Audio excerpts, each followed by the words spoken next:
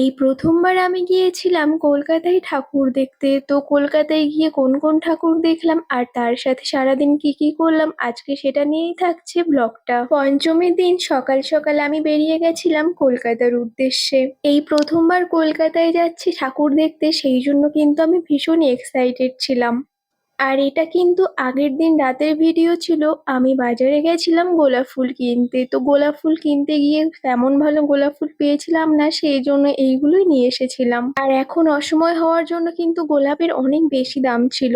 পঞ্চমীর দিন আমি কিন্তু স্টেশনে এসে প্রথমেই টিকিট কেটে নিয়েছি, আর তারপরে আমাদের স্টেশনের মন্দিরে ঠাকুরটাকে প্রণাম করলাম, আর তার সাথে সাথে কিন্তু ট্রেনটাও ঢুকে গেল আমাদের বাড়ি যেখানে, সেখান থেকে কিন্তু ডিরেক্ট শিয়ালদাতে যাওয়া যায়, কিন্তু আমি এবার নৈহাটি হয়ে যাচ্ছিলাম। আমি যেহেতু হাওড়া হয়ে যাব, সেই জন্য নৈহাটি থেকে ব্যান্ডেল লোকাল ধরে ব্যান্ডেল হয়ে তারপরে আমি হাওড়াতে যাব। আর আমি মনে হয় এমন ব্যক্তি যে এত লেট করে পুজোর ভিডিও দিচ্ছে। আসলে শরীরটা আমার এত খারাপ ছিল দশমী থেকে যে ভিডিওগুলো এডিটই করতে পারিনি।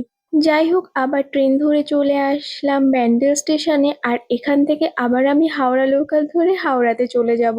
ব্যান্ডেল স্টেশন থেকে ট্রেন কিছুটা লেট হওয়ায় আমি কিন্তু অনেকটা টাইম একা একা বসেছিলাম, আর তারপরে চলে আসলো আমার ট্রেন, আর আমিও চলে যাচ্ছি এবার হাওড়ার দিকে।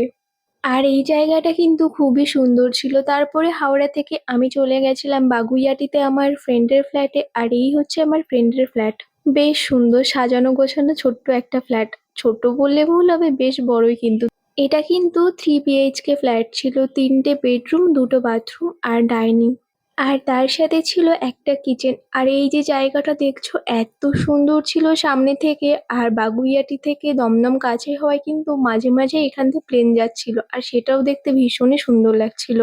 আর ছেলেরা এখানে খাবার অর্ডার করছিল, তারপরে আমরা খাওয়া দাওয়া করে নিলাম দুপুরে। তারপরে কিছুক্ষণ রেস্ট নিয়ে আমরা এবার রেডি হয়ে গেছি বেরোবো বলে। আর এইটা ছিল আমার আজকের আউটফিট। ব্যাকগ্রাউন্ডটা একটু ইগনোর করো, অনেক মেসি হয়ে আছে।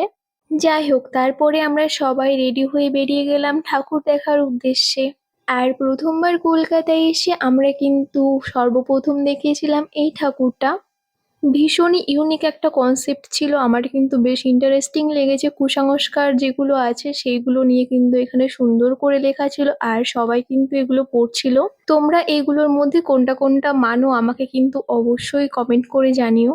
আর ভেতরে যেতে যেতে আমার সাথে যা হয়েছে তার কি বলবো, একজন আমার পায়ে এত বাজেভাবে পাড়িয়ে দিয়েছে যে আমার নখ মাঝখান থেকে ফেটে রক্ত বেরিয়ে গেছিল। প্রথমবার কলকাতায় এসেছি আর প্রথমবার ঠাকুর দেখতে এসে এমন অবস্থা, আমি আর কি বলবো, প্রচন্ড কষ্ট হচ্ছিল হাঁটতে। তারপরেও আমরা আরো 2-3টে ঠাকুর দেখেছি।